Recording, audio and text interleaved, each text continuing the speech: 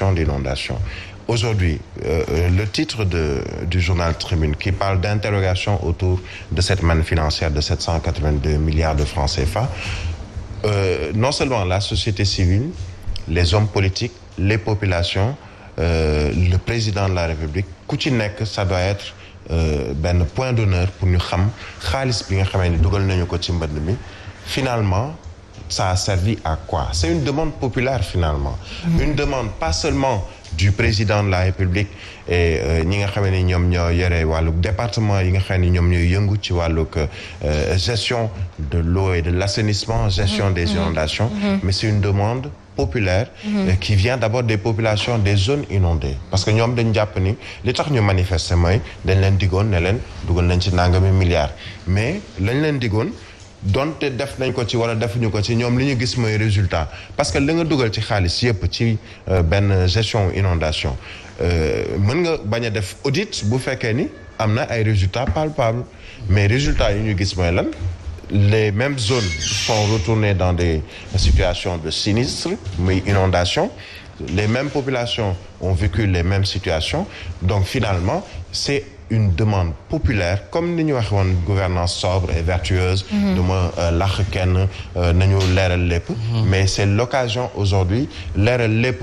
te s'il y a des têtes à couper que le président de la République n'ait pas la main nu ñu koy woowee ci moite ou molle mais ne couper des têtes même s'il s'agit de personnes yoo xamee ni ce sont des partenaires politiques parce qu'aujourd'hui depuis le début de cette inondation ou de ces inondations est-ce que tu as vu le ministre Serigne Mbaye Thiam qui est quand même le ministre de l'eau et de l'assainissement c'est-à-dire tey bi ñuy wax assainissement c'est vrai il est du Parti socialiste c'est un partenaire politique ci Benno Bokk Yaakaar mais s'il a des comptes à rendre il doit rendre des comptes on a vu le ministre Omar Gueye donte on peut douter peut-être si li mu liggéey wala li mu liggéeyul on a vu le ministre de l'Intérieur prendre le relais pour reprendre les propos d'hier de Ahmed Aïdara dans cette histoire-là mais où est le ministre de l'eau et de l'assainissement parce que c'est quand même son département qui est en premier engagé dans cette histoire d'inondation parce qu'on parle d'absence d'assainissement dans ces zones d'inondation il faudrait vraiment que ñu bañ a leurrer les Sénégalais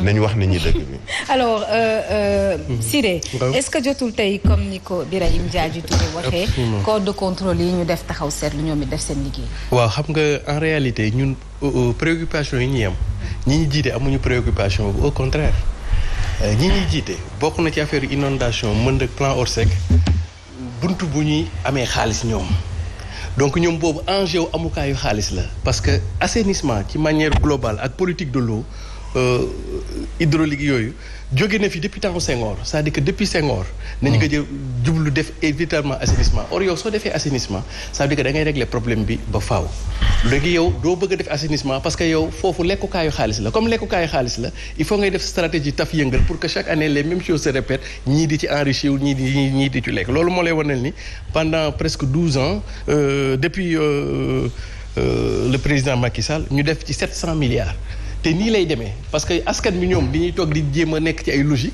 ce qu'on appelle des logiques disons économiques ñeneen ñi la nekk ci ay logiques yi ivoiriens yi di wax des mécanismes de mangement donc ki nekk mécanisme de mangement ak ki xam lu bëgg la donc affaire yi du dem donc globalement amatuñu politique assainissement fii depuis Senghor nañu assainissement moom amatuñu dañuy jéem a taf yëngal ak yooyu quoi. C'est ça qui explique un peu le grand. Merci beaucoup malheureusement temps bi daf ñoo xoj sinon kon ñu gën cee débattre il faut quand même ñu jàll ci revue des titres yi ak El Hadji Ahmed Aïdara léegi lay doon.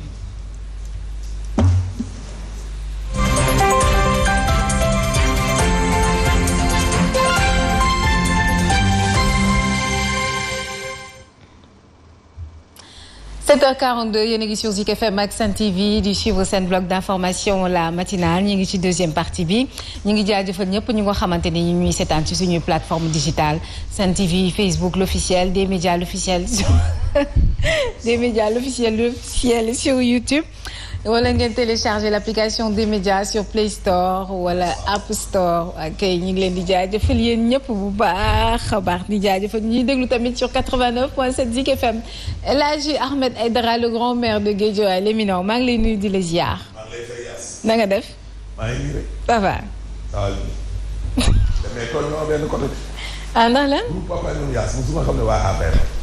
non kaay moo la nag Papa Yaas si boppam moo ci APR ba sinon ñoo ci des ñëpp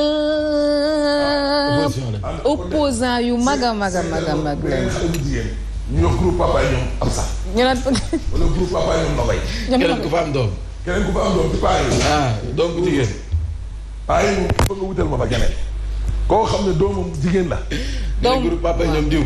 voilà mais groupe Papa ñoom Yaas moom non day dañ.